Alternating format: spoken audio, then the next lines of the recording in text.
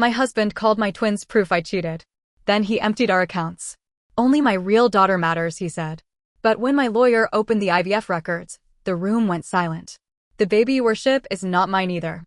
Before that courtroom, before the test results, before my children learned how quickly love can turn conditional, I spent years inside a marriage that looked beautiful from the outside and slowly hollowed me out behind closed doors. My husband, Nathan, was the kind of man people trusted immediately. He had a calm, controlled presence that made strangers listen. At work, families thanked him with tears in their eyes. At community events, people treated him like a miracle in a suit. He knew how to stand in a room and make everyone believe he was decent, steady, and almost impossible to question. At home, that confidence became something colder. Nathan did not scream every day. That would have been easier to explain. He could be charming. He could be gentle when he wanted something. But there was one rule in our house, and it shaped everything. Nathan could never be wrong. If I questioned him, I was disrespectful. If I corrected him, I was embarrassing him. If he hurt me, I somehow ended up apologizing because he said my reaction made him feel attacked. For years, I told myself he was under pressure. Then we started trying for a baby. That was when I learned how lonely a marriage can feel even when two people still sleep in the same bed. Month after month, nothing happened. Every negative test felt like my body had failed a test I never agreed to take. I went to appointments alone. I had blood drawn. I answered uncomfortable questions. I tracked dates, symptoms, supplements, and hope until hope started to feel humiliating. Nathan refused to get tested. The first time I asked, he laughed. The second time, he said, "There is nothing wrong with me." The third time, I cried. We were standing in the kitchen. I had a folder from the clinic on the counter, and my hands were shaking because I already knew how he would react. "Please," I said. "It's one simple test. We need answers." Nathan looked at the folder like it had insulted him. "You want me to prove I'm a man?" "No," I said. "I want us to do this together." His face went still. "You don't get to make your failure mine." I remember the refrigerator humming behind him. I remember staring at the counter because if I looked at his face, I knew I would fall apart. I should have walked away. Instead, I whispered, "Okay." That was how I survived then. I made myself smaller. I swallowed unfair things. I convinced myself he was scared too, just too proud to say it. A few weeks later, his mother, Carolyn, came over while Nathan was working late. Carolyn was not cruel to me, but she was never soft. She noticed everything. Dust on shelves. Uneven curtains. A tired tone in my voice. So when she asked to speak privately, I assumed she wanted to criticize something small. She followed me into the guest room and closed the door. Then she said, "There is something you need to know about my son." My stomach tightened. Carolyn told me about an accident Nathan had as a child. I had heard vague pieces before. There had been an injury, surgery, complications. But she told me the part no one had ever said out loud. Doctors had warned Nathan's parents that his chances of fathering children naturally might be extremely low. Not impossible, but low enough that it should have been discussed before I spent years believing my body was the problem. I sat on the edge of the bed and stared at her. "You knew." Carolyn's eyes filled, but she did not look ashamed enough. "His father and I thought it would damage him." "So you let him damage me instead?" She flinched. Then she told me she had a solution. Nathan's younger brother, Eric, had agreed to be a private donor. Quietly. Confidentially. No public registry. No open discussion. Carolyn said it would keep the children connected to Nathan's family. She said Nathan would never accept adoption or donor sperm if he knew. She said the truth would destroy him. I said no. At least, I said no that night. I said Nathan deserved the truth. I said a baby should not begin with a secret. I said I could not build motherhood on a lie. Carolyn's face hardened. "You know my son," she said. "Do you really believe he would accept this without punishing everyone around him?" I hated that I did not answer fast enough. Because part of me already knew. I knew Nathan's pride was not just pride. It decided what he could hear, what he could accept, and what he could love. I cried for 2 days. Then I thought about the nursery I kept pretending was a guest room. I thought about how Nathan looked at me whenever another month passed. I thought about the family I wanted so badly that wanting it felt like a wound. And I made the worst decision of my life for reasons that felt loving at the time. I agreed. The arrangement was handled through a private clinic outside St. Paul. I signed what I was told to sign. Eric stayed distant and respectful. Carolyn controlled the details. Nathan believed we were doing another treatment cycle using his sample. I told myself the lie would protect him. I told myself the children would still be loved. I told myself I could carry the secret if it meant our family finally existed. When Austin and Grace were born, Nathan cried. Austin came first, red-faced and furious, screaming like the world had personally offended him. Grace came minutes later, quieter, blinking under the hospital lights like she was trying to understand where she had landed. Nathan held them both and whispered, "They're mine." The words cut through me, but he loved them. For years, he really did. He taught Austin how to build model airplanes at the dining table. He carried Grace on his shoulders at summer festivals. He kissed their foreheads before long workdays and called them his good luck. Every time, guilt pressed against my ribs. But they were happy. They were safe. Our home was peaceful enough that I convinced myself the secret had become part of the foundation, not a crack inside it. Then, years later, Nathan surprised me by saying he wanted one more baby. By then, Austin and Grace were old enough to ask questions about everything. They wanted to know why the moon followed the car, why adults whispered during arguments, and why their dad got quiet whenever Uncle Eric visited. I had learned how to smile through almost anything. Nathan said IVF would give us more control this time. He wanted to use a different clinic, one connected to people he trusted. I asked if we should go back to the first clinic. He said, "I know what I'm doing." That was usually the end of any conversation. The cycle was hard. Injections. Appointments. Hope followed by fear. Nathan handled most of the clinic communication. He said it was easier because of his medical connections. He said I needed to rest. Part of me was grateful. Part of me felt uneasy. I ignored that feeling because I was tired of living suspiciously inside my own marriage. When the embryo transfer worked, Nathan became almost euphoric. Not just happy. Victorious. He kept saying, "This one is a miracle." I thought he meant our daughter. I did not know he meant himself. When Mia was born, she had his eyes. That was the first thing he said. "She has my eyes." He looked at her like proof. Like confirmation. Like the universe had finally corrected something for him. I loved her immediately. That is the part some people seem desperate to misunderstand. Biology did not hold her against my chest in the recovery room. Biology did not wake up with her at 2 in the morning. Biology did not learn the difference between her hungry cry and her scared cry. Biology did not sit beside her crib counting breaths when she had a fever. I did. Mia was my daughter. I knew that before I knew anything else. When she was 4, she got sick. At first, it looked like a stubborn virus. She was tired, pale, bruising easily. She stopped asking for pancakes on Saturday mornings, and Mia loved pancakes so much she called them breakfast cake. One morning, she leaned against my leg and whispered, "Mommy, my bones feel sleepy." Something in me went cold. The hospital moved quickly after that. Tests. Specialists. Careful voices. A rare blood and immune disorder. Aggressive treatment. More testing. A possible transplant. They needed family compatibility screening. Nathan and I signed immediately. Whatever our marriage had become, Mia was the center of our house. We were terrified, and for once, the fear felt shared. 3 days later, I was asked to come into a consultation room. The doctor, Dr. Diana, sat across from me with a folder in front of her. She looked tired in a way that made my stomach drop. "Is your husband available?" she asked. "He's upstairs," I said. "Should I call him?" "I think he should be present." Nathan arrived 10 minutes later. He still had his hospital badge clipped to his shirt. He looked irritated, like the meeting was wasting time he did not have. Dr. Diana explained that Nathan was a strong match for Mia. For half a second, relief flooded me so hard I almost cried. Then she looked down at the folder. But the broader family comparison showed something unexpected. Nathan leaned back. "What does that mean?" Dr. Diana looked at both of us. "Austin and Grace are not genetically related to you." The air left the room. Nathan turned to me slowly. I opened my mouth. I was going to tell him everything. Carolyn. Eric. The clinic. The secret I had carried until it had eaten through me. But Nathan did not ask. He did not give me 1 second. His face hardened into something I did not recognize. "You let me raise another man's children?" "Nathan, listen to me." "Whose?" His voice was quiet, and that made it worse. I whispered, "It is not what you think." He laughed once, without humor. "It never is." Dr. Diana tried to step in. "I would strongly recommend that both of you pause before making assumptions." Nathan stood. "I want the records." "Nathan," I said.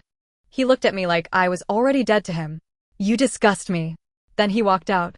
By the next morning, our joint account was almost empty. I found out while trying to buy groceries. My card declined for apples, milk, cereal, and Mia's favorite yogurt. The cashier was kind, which somehow made it worse. I stepped aside, checked my banking app, and saw less than $60. I called Nathan. He did not answer. I texted one word. Why? A minute later, he replied. Ask the twins' real father. I stood in the grocery store with my phone in my hand while people walked around me like I was just another woman having a bad day. Then the second message came. Only my real daughter matters now. Mia was in the hospital. Austin and Grace were at school. My marriage had exploded, and Nathan was already turning fatherhood into a weapon. By that afternoon, his attorney had filed emergency divorce papers. By evening, half of Minneapolis knew. Nathan did not just tell family. He sent pieces of the genetic report to friends, neighbors, school parents, and people connected to my small design business. His message was short. My wife lied for 10 years. The twins are not mine. That was all people needed. No one asked why. No one asked how. No one wondered if there might be another explanation. They wanted the simple version. Husband betrayed. Wife exposed. Children caught in the middle. I lost 3 clients in 2 days. One woman wrote, "Given the situation, we are no longer comfortable continuing." The situation. As if my children were a stain on fabric. At school pickup, parents who used to wave suddenly checked their phones when I walked by. One child told Austin, "My mom says your mom cheated." Austin asked me what cheated meant. I had no answer that did not make me want to break something. That night, Nathan came to the house. He did not knock. He still had his key then. I was sitting at the kitchen table sorting through bills, trying to figure out what could wait. Grace was upstairs. Austin was in the living room pretending to watch cartoons while listening to every word. Nathan walked in wearing the same coat he wore to fundraisers. He looked around our home like he had already decided which parts still belonged to him. "I'm taking Mia's medical documents," he said. "They're already in her hospital file. I don't trust you with anything involving my daughter." My daughter. Not our daughter. I stood up. "Austin and Grace can hear you." His jaw tightened. "Good." I stepped toward him. "Do not punish them because you are angry at me." He laughed under his breath. "You don't get to lecture me about family." Grace appeared at the bottom of the stairs, holding Mia's stuffed rabbit. "Dad?" Nathan looked at her, and for 1 second, I saw the father he used to be. Then pride slammed the door shut. Grace said, "Are you mad at us?" He looked away. "I need space." "From us?" He did not answer. Austin came into the hallway. "She asked you a question." Nathan's face changed. That offended look. The one he used when anyone smaller than him dared to make him feel judged. He said, "I am not responsible for cleaning up your mother's choices."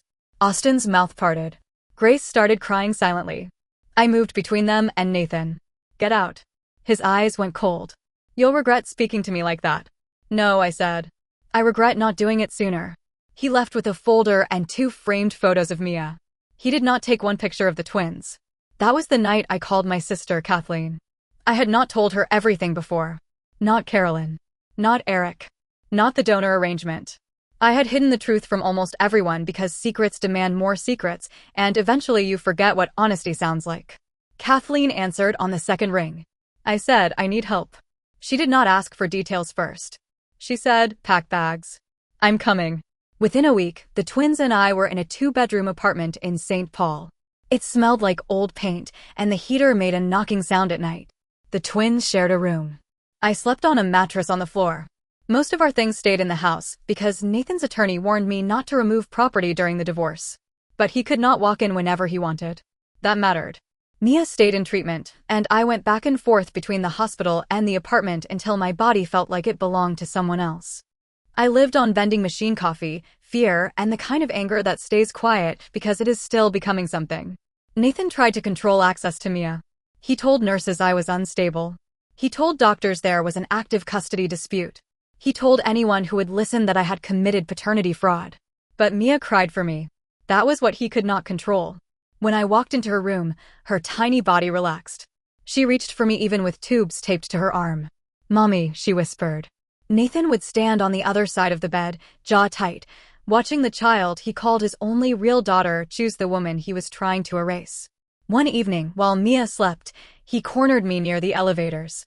"You should give me full custody," he said. I stared at him. "You're not thinking clearly. You lied about the twins. No judge is going to trust you with Mia. I am her mother. He leaned closer. You are whatever the paperwork says you are. The way he said it made something move in my stomach. Paperwork. Nathan loved paperwork. Records. Systems. Credentials. He believed anything official could become a weapon if you knew where to press. That word stayed with me. That night, after the twins fell asleep, I opened my laptop on the apartment floor and started digging. Not for revenge. Not at first. I was looking for insurance information. Nathan had restricted my access to some accounts. I needed old authorizations, treatment records, anything that might help Mia or protect me in court. I logged into every portal I could still access. Hospital billing. Insurance claims. Old fertility documents. At almost 3 a.m, I found something from Mia's IVF cycle. A line item I did not recognize. External oocyte coordination. I stared at it. Then I searched the term. Then I searched again because my brain refused to accept what my eyes were seeing. Oocyte meant egg. External meant not mine. There was another charge beneath it. A restricted identification code. Lab processing. Donor coordination. Legal consent review. But I had never consented to donor eggs. Never. I opened every file from that cycle. Consent forms. Treatment summaries. Embryology notes. Most were partial copies, the kind patients can download but not fully audit. Still, enough details surfaced to make the room tilt. The egg source listed was not me. There were initials attached to a donor profile. SM. I knew those initials. Samantha. I had seen the name in messages that disappeared too quickly. In a holiday card tucked into Nathan's drawer. In a calendar notification he once claimed was a hospital meeting. I had asked about her once. He said, "You're getting paranoid." Now I sat on a mattress in a cheap apartment while my children slept in the next room and realized paranoia might have been my body trying to save me. I did not confront him. Old me would have called, screamed, demanded an explanation, and given him a chance to lie better. This time, I called an attorney. Her name was Lauren. Kathleen found her through someone she knew. Lauren handled complicated family cases involving medical records and financial control. When I walked into her office, I expected skepticism. I did not get it. Lauren read quietly. Then she asked, "Did you ever consent to donor eggs?" "No." "Did you ever meet this woman?" "No." "Did your husband manage most communication with the clinic?" "Yes." Lauren sat back. "Angela, this is not just divorce anymore." My throat closed. "What is it?" "If these records mean what they appear to mean, your husband may have used your body to carry a child conceived with another woman's egg without your informed consent." I pressed my fingers against my mouth. Lauren gave me a moment. Then she said, "We are not confronting him. We are going to get the full records legally." That was the first time in weeks I felt the ground under me again. Lauren moved quickly. She filed emergency requests tied to Mia's medical care, the divorce, and Nathan's custody claims. Because Nathan had made genetics central to the case, and because Mia's treatment depended on accurate family medical history, Lauren argued that the IVF records were directly relevant. The clinic resisted at first. Then the court ordered production. That was when suspicion became a file. There were consent forms with my signature on them. Except I had not signed them. I knew my signature. I knew the way my hand formed certain letters when I was tired. The signatures on those forms looked close enough to fool someone who was not paying attention. But I was paying attention now. There were notes showing that my egg retrieval had produced poor-quality eggs. There were records showing a switch to donor eggs. There were documents showing Nathan's genetic material had been used through IVF. There were communications routed through channels I never saw. And then there was Samantha. She was not described in detail. I did not need detail. I had enough. Enough to know she had provided the eggs. Enough to know Nathan had known. Enough to know I had carried a pregnancy under consent that was not consent at all. When Lauren told me the genetic confirmation was complete, I did not cry at first. She said it gently. "Mia is genetically related to Nathan." I nodded. "She is not genetically related to you." I nodded again. Lauren stopped. "Angela." That was when I broke. Not because Mia was not mine. She was mine in every way that mattered. I broke because Nathan had stolen the truth from me at every possible point. He stole the truth about his fertility. He stole the truth about the twins. He stole the truth about Mia. He let me inject hormones, undergo procedures, carry a pregnancy, give birth, and build my entire life around a child while hiding that he had made me part of a secret I never agreed to. For several minutes, Lauren said nothing. Then I asked the question that scared me most. Can he take her from me? Lauren's answer was careful. He will try. I closed my eyes. But he built his custody argument on your deception. Now we have evidence of his. That became our strategy. Quiet. Precise. No angry texts. No hallway confrontation. No warning. Nathan kept behaving like a man already winning. He appeared at temporary hearings polished and wounded. His attorneys described him as a devoted father devastated by betrayal. He asked for control of the house, the accounts, and primary custody of Mia. He did not ask for Austin or Grace. Not once. That omission sat in the courtroom like a dead thing no one wanted to touch. At home, the twins tried to adjust. Austin got angry. Grace got quiet. Austin asked questions he was too young to carry. Did Dad ever love us? I said yes. He looked at me hard. Then why can he stop? There was no clean answer. Grace stopped drawing family pictures. She used to fill pages with stick figures holding hands under big yellow suns. Now she drew houses with closed doors. One night, I found her sitting on the bathroom floor with Mia's stuffed rabbit in her lap. She said, "If Mia is his real daughter, are we fake?" I sat beside her. No. But he said. I know what he said. Then why did he say it? I took a breath and gave her a truth small enough for a child, but honest enough to matter. Because some people love in a way that depends on pride. When their pride gets hurt, they hurt other people first. Grace leaned into me. Is that our fault? No, I said. Never. She cried then. Not loudly. Just enough to let me know she had been holding it in for days. Austin stood in the hallway pretending not to listen. I opened my arm, and he came too. That was what Nathan never understood. He thought family was blood, proof, ownership. But family was also 3 children crying on a bathroom floor and still reaching for one another. Mia's treatment continued. There were hopeful signs, then setbacks, then more waiting. Nathan helped medically when required, but every interaction became another performance. He was tender with Mia when doctors watched. Cold with me when they turned away. One afternoon, he found me in the hospital cafeteria. I was alone, staring at soup I had not touched. He sat across from me without asking. You look terrible, he said. I looked up. What do you want? I want you to stop fighting what is obvious. And what is obvious? Mia needs stability. She has stability. He smiled slightly. In a 2-bedroom apartment with a ruined mother and 2 children who aren't mine? My hand tightened around the spoon. You don't get to talk about them. I don't have to talk about them at all. That is the point. I wanted to throw the soup at him. Instead, I said nothing. He leaned closer. You should be grateful I am not pushing harder. By then, Lauren had the IVF file. She had the forged signatures. She had the billing trail. She had communication showing Nathan's involvement. He thought silence meant weakness.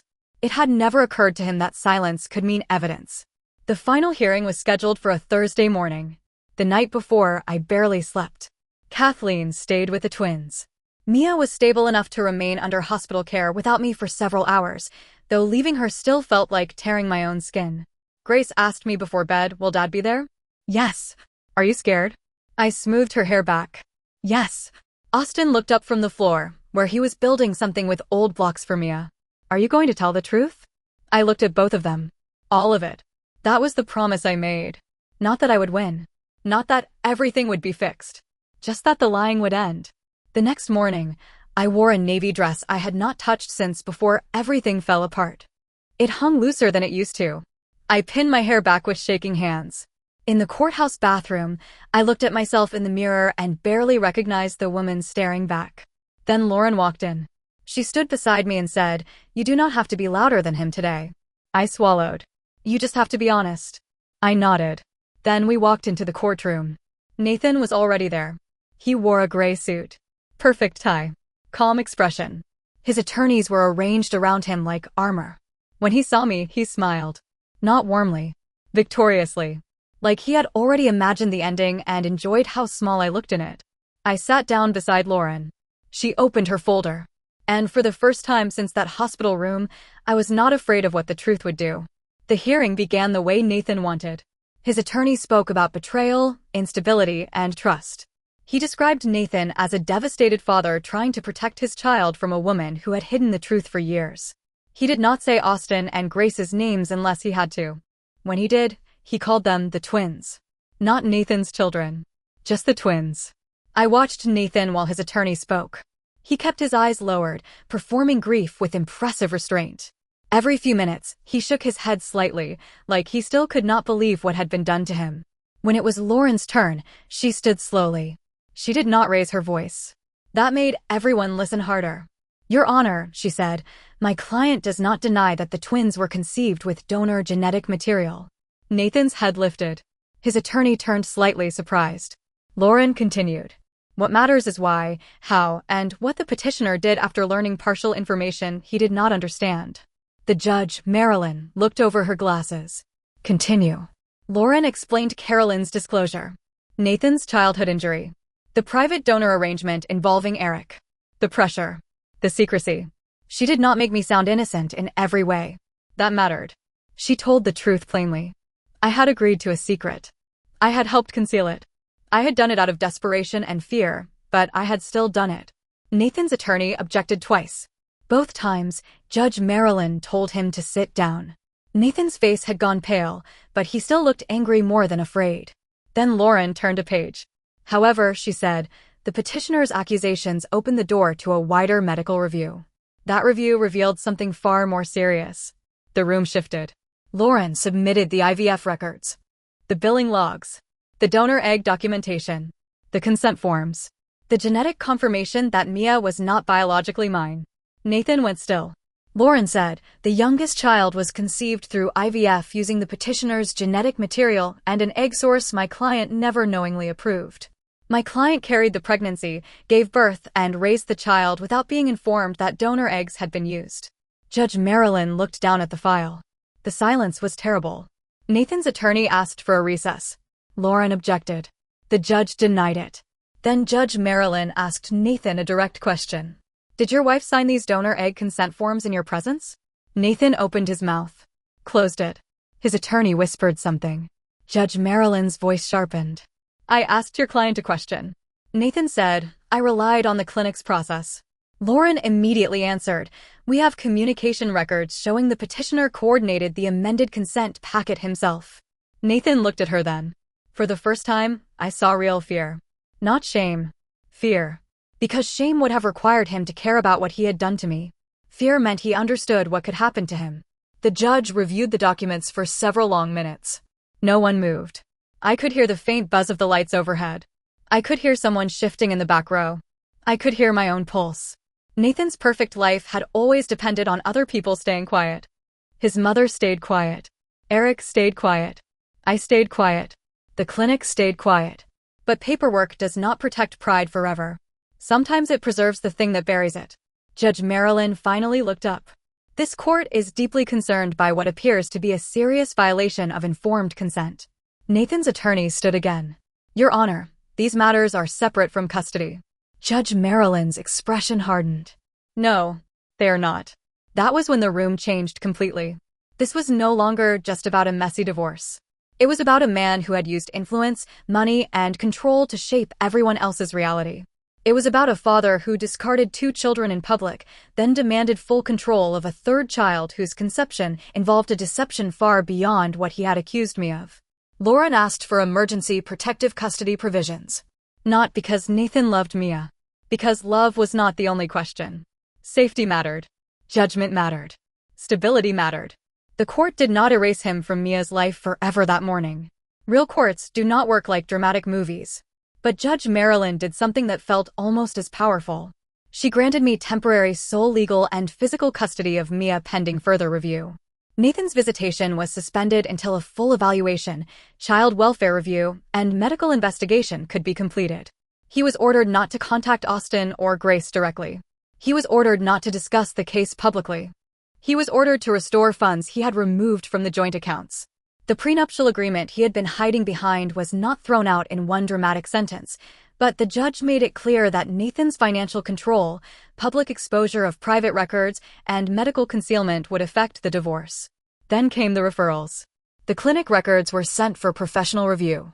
The forged consent issue was referred to the proper authorities.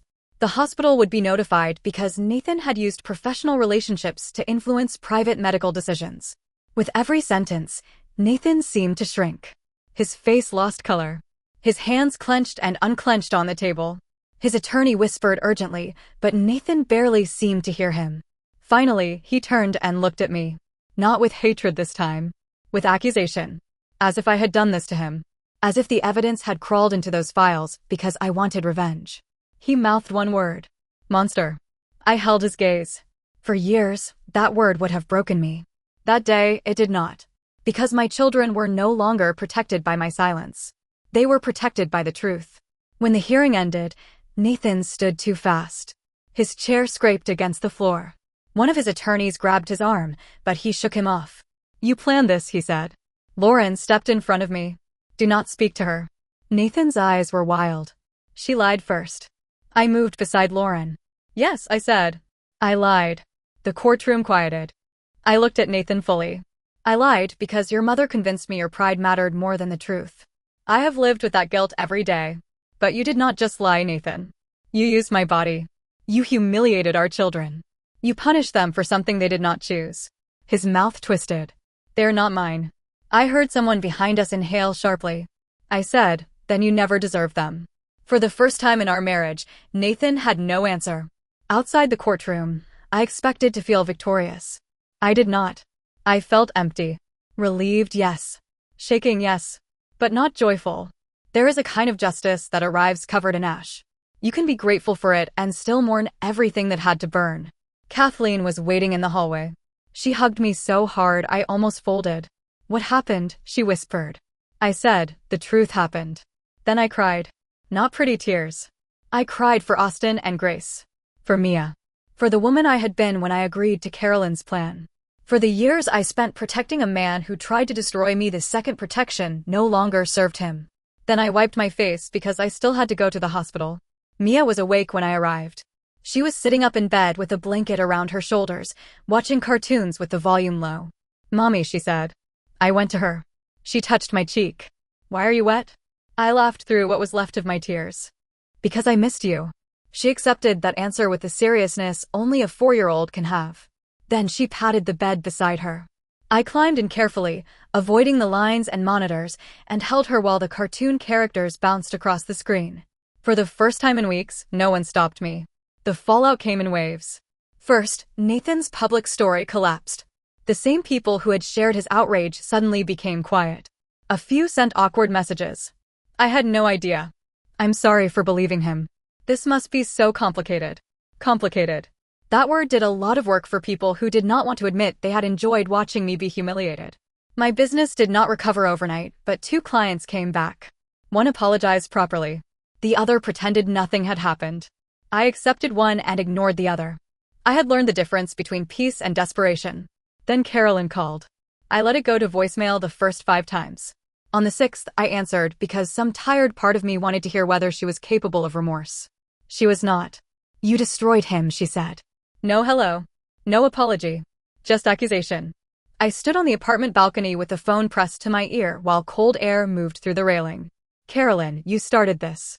I tried to protect my son. You protected his pride. Not him. Her breath shook. You knew what the truth would do to him. No, I said. I know what lies already did to my children. She started crying then, but even her crying felt angry. He is losing everything. I looked through the sliding door at Austin helping Grace with homework at the small kitchen table. They looked older than they had a month ago. So did they, I said. Carolyn's voice dropped. You are cruel. For once, I did not defend myself. Maybe I was cruel by then. Maybe there are moments when mercy becomes another way to keep hurting yourself. I ended the call. Eric came forward 2 days later. He had stayed quiet for years because Carolyn convinced him silence was kindness. He looked sick when he came to see me. He stood in the doorway of the apartment, hands shoved into his coat pockets, unable to look past me toward the twins. I am sorry, he said. I believed him. That did not make it enough. Austin and Grace knew him as their uncle. Explaining the rest would take time, guidance, and more care than any of us had been given. I told Eric he could not rush into their lives with the truth just because guilt had finally caught up to him. He nodded. I know. Later that week, he confronted Nathan.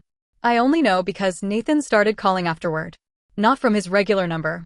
That had been blocked. He used new numbers, private numbers, message apps. I did not answer, but the voicemails came through. The first was angry. You poisoned everyone against me. The second was worse because he was crying.